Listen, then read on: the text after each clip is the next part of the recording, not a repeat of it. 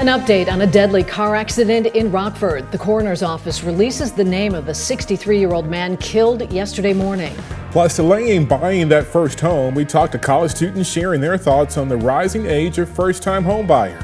And a McChesney Park Elementary School continues an annual tradition. What led one Parker Center teacher to start a school-wide Thanksgiving parade. Live from WTVO 17. This is Eyewitness News at 5. Good evening, I'm Mimi Murphy. And I'm Wendell Edwards. We thank you for being here today. We are starting with weather tonight. We could expect some strong winds just as Thanksgiving Day approaches. Well, let's head right back over to Candace for more on what we can expect. Candace? Yeah, you know, we've got that wind advisory that goes into effect early tomorrow morning. That's area-wide for all of northern Illinois as well as for southern Wisconsin, and that'll run through tomorrow evening. Now, normally wind advisory, yeah, it gets windy, but we're approaching that Thanksgiving holiday. There'll be a lot of people out and about tomorrow, and especially, too, as we get a little closer to the weekend. So I wanted to highlight some of those winds just a bit stronger here, especially as we get into tomorrow. Cold front just out to the west. You can see those temperatures dropping back a bit there behind that front, and that colder air does eventually settle in. But once that cold front passes, our winds are going to increase. It's going to feel drastically colder tomorrow morning and drastically different tomorrow from what we felt here these last few days. Notice already tomorrow morning winds, they're just around sunrise, could be approaching that 40-mile-per-hour mark, and winds gusting close to 45, even perhaps 50 miles per hour. Not out of the realm of possibility as we go throughout the morning and then even into the afternoon. This will make travel on those north-south roads, because our wind will be coming in from the west, rather difficult. And to combine that, we do have a couple of snow flurries and perhaps even a few snow showers that'll be coming down that could be whipped around in that wind too. So for a time that could drop that visibility. Wind is definitely going to stick with us through Thanksgiving Day itself. Not as strong as tomorrow, but we'll look at some of the wind chills and of course the first look at that weekend forecast too, all coming up a little later. Thank you, Candace. Tonight, we have an update on a traffic death in Rockford. The Winnebago County Coroner's Office identifying the victim as 63-year-old Clark Robinson. Around 5 Monday morning, officials say Robinson was hit on East State Street near Dempster. The driver stayed on the scene. Robinson was taken to a hospital where he later died. His death is still under investigation. Illinois House Republican leader is calling out the state's elimination of cash bail. This comes after a woman was set on fire while riding the CTA in Chicago. The suspect was arrested 72 times over the years, including charges of assault and arson. House Minority Leader Tony McCombie blames the Safety Act for the attack. In a statement today, she said in part, Illinois families deserve the truth. The Safety Act has been a failed experiment from the start. This is exactly what House Republicans warned about. Repeat offenders are being released and reoffending, and families are paying the price. On Friday, Governor Pritzker defended the Safety Act, saying it may need to be tweaked, but did not say what those changes could be. Beloit police say they have now identified a man as a suspect in a summer shooting. 28-year-old D'Angelo Thomas is charged with first-degree attempted homicide. He was already in the Rock County Jail on unrelated charges. The shooting happened on July 18th near Elm Street and Roosevelt Avenue in Beloit. Later that night, the victim arrived at the town of Beloit fire station. He was taken to the hospital with non-life-threatening injuries. Tonight, we are learning the age of first-time home buyers is rising. Eyewitness News reporter Rico Holland spoke with college students who may have to delay becoming homeowners. Rico? So Mimi, Wendell, studies show that the age for first-time homeowners continues to rise. Students say that trend is worrying. According to the National Association of Realtors, the number of first-time home buyers has been cut in half. The average age of a first-time homeowner is at a record high, age 40 years old. Students at Rockford University say that is far too long to wait. It's like, that's way later, you know? It's like too late. So you should be buying a house like in your mid-20s, you know? I feel like it's kind of late in life to like get a home at 40, because I'm trying to settle down like my early 30s. And tonight at 6, hear from a realtor on the state of the housing market and its effect on potential homeowners. Mimi? All right, thanks, Rico. Hard Rock Casino Rockford donates over $4,000 to the American Cancer Society. A check presentation was held this morning to the Making Strides Against Breast Cancer campaign. The funding will support rides to get cancer patients to treatment, as well as temporary housing for those patients. All funds were raised last month during a series of local celebrity couples nights. It's great to see, local celebrities involved in this. It's such a big event in Rockford, so to have the support is amazing.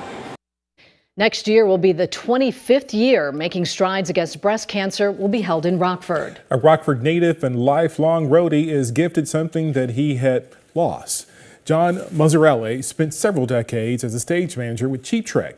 However, his time with the group, he says, resulted in the loss of his hearing that went largely untreated. And when he could treat it, Mazzarelli said he was unable to afford the hearing aids. But today, the 70-year-old was gifted with free hearing aids by the Miracle Ear Foundation's Gift of Sound program. When you unmute those hearing aids and they immediately can hear, that's the biggest gift. And watching them come back in for all of their follow-ups and cleanings, and letting us know what has changed in their life, it's the biggest gift. The Miracle Ear Foundation has donated more than 54,000 sets of hearing aids since 1990. Local elementary students get in the holiday spirit with an annual tradition. Students and staff at Donald C. Parker Early Education Center marched through the halls today for a Thanksgiving parade. This is the 4th year the schools held the event. Each classroom made their own float and paraded around the school with other classes. The parade is the brainchild of special education teacher Mary Hunter. She says her goal was to create a new holiday tradition for students. The Macy's Thanksgiving Day Parade has always been a tradition in my family to get up and watch, and we've always loved it. And I just kind of wanted to take that excitement from that, those memories I created with my children, and kind of pass it on to this next generation of children. So I brought it to our principal and said, hey, can we do a developmentally appropriate version of the Thanksgiving Day Parade? Oh, I love that. The teachers also read the book Balloons Over Broadway to students. It tells the story of the man who created the Macy's Thanksgiving Day Parade. Our Remarkable Women Contest returns for another year. We're honoring women who've made a positive impact on our community. To nominate someone remarkable in your life, just go to our website, mystateline.com, and click on the Community tab. Nominations will run through December 19th. Our local winner this year wins a trip to Nashville. We'll announce our Remarkable Women winner in March. A local Amazon facility bracing for its busiest time of the year. When we come back, the work being done to make sure everyone gets their Christmas presents on time. And coming up tonight at 6, a Rock County canine officer walks away from the force. How Canine Camo plans to spend his retirement. You're watching Eyewitness News, your home team, with Mimi Murphy, Wendell Edwards, Sports Director Scott Leber, and Chief Meteorologist Candace King. The holiday season is upon us, and for Amazon Air, it's the busiest time of the year. Eyewitness News reporter Stephen Lewandowski got an inside look at the facility and the Amazon process. Stephen? Wendell, Mimi, Amazon invited us for a tour, and there is a lot of prep that goes into the holidays at KRFD Amazon. I met with their general manager today. He told me their process to making sure everyone gets their package on time. At KRFD Amazon, General Manager Josh Lewandowski says Thanksgiving week is a lot of work. We're poised to do over 500K a day at our max volume. We're really excited. That's, a decent ramp up from what we standardly do during the year. That's nearly double its daily average outside of the holidays. With the demand this season, they need all the help they can get. This year we've hired over 300 associates that are seasonal part-time employees that help support us execute the amount of volume we're seeing as an increase. Amazon deals with the demand strategically. This all planning process starts much in advance of actual Black Friday and then operations throughout December time. So a lot of it's focusing on routing, making sure that one, we have the best connectivity and the most efficient connectivity that allows us to increase speed. It's about making sure that we take those steps in advance so that when it comes to this time of year, we know the plan and we can nail the plan as a team. Basically, the sorting, the packaging, and the loading never stops. Still, Lewandowski says they couldn't be more thrilled for the holidays. This is the most exciting time of year. We're super excited to not only deliver for our customers who are watching right now, but also to do it safely for our team while keeping them engaged. Amazon's theme for this holiday season, Whoville. As you can see the Grinch behind me, Lewandowski says it serves as a reminder to keep their quality up and make sure nothing gets stolen away in the process. Wendell, Mimi. Thank you very much. It was pretty gloomy here in the state line. Yeah, when we come back, Candace lets us know what to expect for Thanksgiving. Her full forecast is next.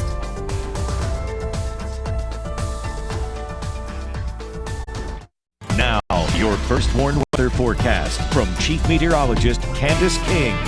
Well, we were still thick in the cloud cover out there this afternoon as we look live with our SkyTrack camera here late this afternoon and evening out over downtown Rockford. This on top of the Supply Corps building and brought to us by Window World. Nice to see some of the holiday decorations out and about as we get a little further here into the month of November, and over time it is definitely going to feel more like the winter season, and it could even look like it for some with a couple of snow flurries and snow showers expected over the course of the next couple of days. But for us this evening, it is going to be some rain that moves in from the west. This tied in with a cold front that sits out to our west and west of the Mississippi River. These showers will continue to move to the east here as we go through this evening, bringing us a chance for rain between about 6 and 9 o'clock tonight. A few hundredths of an inch up to maybe a tenth of an inch of rain can be expected. We'll dry things out just a bit here as we go behind that front, and then early tomorrow, both the wind and a few snow flurries will begin to increase. Our temperatures in the 40s at this moment, 46 for our weather watcher Kevin out in Lena. 100% relative humidity with that dew point also sitting at 46, and temperatures close to that 50-degree mark for Terry down in Genoa with a southwesterly wind as we go through the evening. Notice with the light rain showers moving in, this is about 7 o'clock here, so next couple of hours we've got that rain passing through. This will continue through about 9 o'clock. For some it'll linger just a little longer up to the north and out to the east. We'll get some dry time, but then about 3-4 o'clock tomorrow morning we'll start to get a few snow showers begin to move in, more so flurries, but some of those flurries could be a little more on the steady side. And with that could drop visibility down because our wind is going to be picking up significantly as we go through the morning and then even continuing into the afternoon. So a lot of that flurry activity really going to be whipping around. Now the highest coverage in this I think is going to be across southern Wisconsin and far northern Illinois. You get a little further south along and south of Interstate 88, you might not see much flurry activity through tomorrow, but you're definitely going to have the wind. And that wind, unfortunately, will stay with us for Thursday. Thanksgiving Day itself is dry. We see some sunshine, but with that colder air coming in, we're also going to get some cloud cover that develops, and the wind still from the northwest, about 30 to 35 miles per hour. So that'll keep our wind chills on Thursday in the low 20s. So it'll be blustery Thursday afternoon. Tonight, temperatures actually will stay in the 40s and will be in the upper 30s right around midnight, but then through the morning temperatures are going to drop. So when you wake up tomorrow morning, the low 30s, that's where we'll be at, and we're not moving much. In fact, we might not move at all, and if anything, we could drop a degree or two getting into the afternoon with a push of that colder air coming in. And it's going to feel even colder when you factor in a 45-mile-per-hour wind gust there going into the afternoon and early evening. So let's talk about wind chills, because tomorrow morning when you wake up, wind chills will be down in the upper teens. They'll stay in that category and territory throughout the afternoon tomorrow. They'll drop into the upper single digits, low teens Thursday morning, and then hover there into the upper teens, close to 20 degrees once we get into Thursday afternoon, and then still dropping back Thursday into Friday. We jump ahead into our system. We're dry for Friday, for most of Friday. Could see a couple of snow showers move in, but we're still looking at this system coming in for the weekend. Area of low pressure expected to develop there near the panhandle of Oklahoma and Texas. Right now, the path of that low could take it right over northern Illinois. If so, that would place us in a pattern and a track that could be favorable for some accumulating snow as we get into Saturday, perhaps a little mix late Saturday night with a push of some warmer air.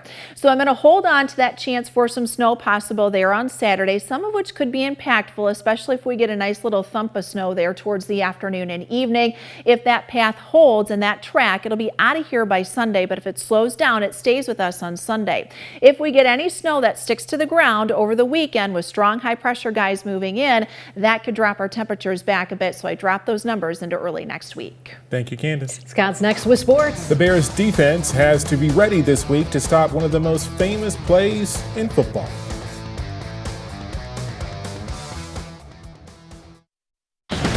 Now sports with sports director Scott Lever. When the Bears come face-to-face with the Eagles Friday afternoon, they know they're likely to get up close and personal at least once or twice in the game, all because of the tush-push. The Eagles' short yardage play was successful 82% of the time last year. That percentage has dropped down to about 64% this year. So it's still successful, but opposing teams are clearly better prepared for it. And Bears defensive coordinator Dennis Allen is in charge of stopping it this week. We saw it twice last week. And the thing that makes it even more challenging is that they've got several plays off of it, So, yeah, it's a tough play to stop. I think this team runs it better than anybody else in the league. I think the best way to defend it is not get in those situations. We do have a plan, in place.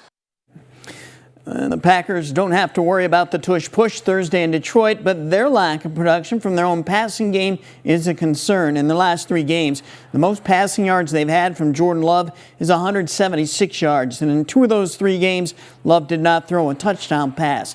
Now, Love has been playing with a separated shoulder in his non-throwing shoulder that he sustained 2 weeks ago.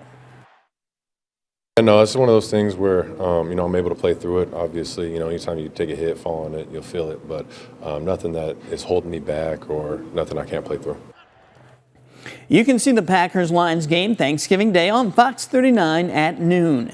The all-conference football picks for the NIC-10 are in, and Belvedere North has made it a clean sweep in the top awards. Explosive running back Ben Booker is the conference's offensive MVP. Linebacker Eric Roman is the conference's defensive MVP. And North head coach Jeff Beck is the conference's Coach of the Year. The all-conference picks were made by the conference's coaches. You can find a complete list of them at mystateline.com. Cubs have signed a free agent relief pitcher. They have a deal with 32-year-old Phil Maton. He split last season between the Cardinals and the Rangers. Maton had a 2.79 ERA. He averaged almost 12 strikeouts per 9 innings pitched. That's sports. We'll be right back. Got some rain that'll be moving in here this evening. The First Warn Interactive Radar brought to us by Rockford Glass and More. Those showers will usher in some colder air late tonight. Temperatures will be dropping through tomorrow morning. Wind chills tomorrow will stay in the low 20s, and we've got a few flurries that'll be whipping around with a strong wind tomorrow. Cold Thanksgiving and then some snow by the weekend. Thank you, Candace. And thanks for joining us. We'll see you at 6.